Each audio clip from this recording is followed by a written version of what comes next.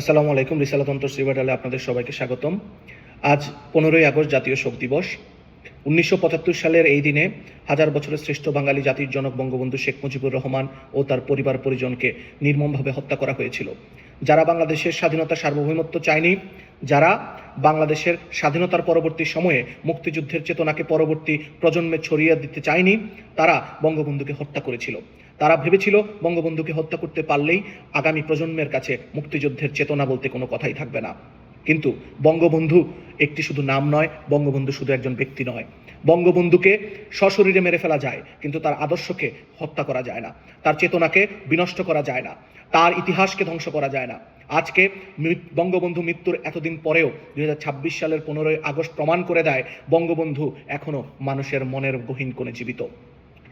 তাই আজকে পাকিস্তানপন্থী স্বাধীনতা বিরোধী সেই শক্তি ধানমন্ডি 32-এর সামনে আজও সেই বঙ্গবন্ধুকে প্রতিহত করার জন্য, বঙ্গবন্ধুর ইতিহাসকে প্রতিহত করার জন্য, মুক্তিযুদ্ধের ইতিহাসকে প্রতিহত করার জন্য অবস্থান নিয়েছে এবং সাধারণ রিক্সা চালক থেকে শুরু করে সাধারণ মানুষের মনে বঙ্গবন্ধুর প্রতি শ্রদ্ধা জ্ঞাপনের সেই প্রয়াসকে ব্যর্থ করার জন্য তাদেরকে মারধর করে সেই জায়গা থেকে তাড়িয়ে দেওয়া হয়েছে। তাদের উদ্দেশ্যে বলতে চাই, আপনি যদি বাংলাদেশের ইতিহাস থেকে বঙ্গবন্ধুকে ধ্বংস করতে চান, তাহলে বাংলাদেশের যেই সকল তরুণের ভেতর বঙ্গবন্ধুর আদর্শ খেলা করে তাদেরকে হত্যা করতে হবে।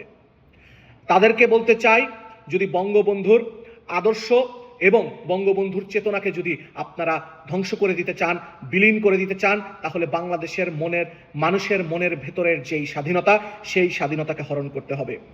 বাংলাদেশের মানুষের ঘরে ঘরে গিয়ে আপনাদের বঙ্গবন্ধুর প্রেম জাগরণের যেই খেলা, সেই আনন্দের মুহূর্তকে নষ্ট করতে হবে।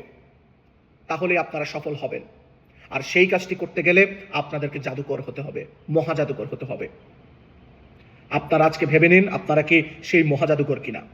আর যদি না হন, তাহলে আপনাদেরকে ক্লিয়ার কাট ভাবে বলে দিতে চাই, বঙ্গবন্ধুর আদর্শ এবং তার চেতনাকে সম্মান প্রদর্শন যারা করছে বাংলাদেশে, তাদেরকে বাধা দিবেন না, তাদেরকে মারধর করে তাদেরকে আহত করবেন না, তাদের সাথে মব তৈরি করবেন না। আর যদি তাও করতে চান, করতে পারেন। আপনাদের উদ্দেশ্যে একটাই মেসেজ, সেটি হচ্ছে আপনারা বাংলাদেশেই থাকবেন দয়া করে। আপনাদের সাথে ইনশাআল্লাহ ভবিষ্যতে দেখা হবে। এই বাংলাদেশ ছেড়ে আপনারা যাবেন না দয়া করে। বঙ্গবন্ধুর ইতিহাসকে সম্মান জানাই, বঙ্গবন্ধুর কীর্তিকে সম্মান জানাই, বঙ্গবন্ধুর ত্যাগ তিতিক্ষা বিদ্রোহ, তার আদর্শ, তার চেতনাকে সম্মান জানাই। তার পরিবার পরিজন সহ বঙ্গবন্ধু শেখ মুজিবুর রহমানের বিদেহী আত্মার মাগফিরাত কামনা করি। আল্লাহ তাআলা ওনাকে জান্নাতবাসী করুক। বাংলাদেশ এবং বঙ্গবন্ধু একে অপরের পরিপূরক। বাংলাদেশ ঠিক তখনই থাকবে না যখন বঙ্গবন্ধুর নাম বাংলাদেশে আর উচ্চারিত হবে না। বাংলাদেশ তখনই তার পরিচয় হারাবে যেদিন বাংলাদেশ এর নামের আগে বঙ্গবন্ধু শেখ মুজিবুর রহমান উচ্চারিত হবে না। পরিশেষে বলতে চাই, যতদূর যাও পাখি, দেখা হবে ফের, স্বাধীন ওই আকাশটা শেখ মুজিবের। জয় বাংলা, জয় বঙ্গবন্ধু।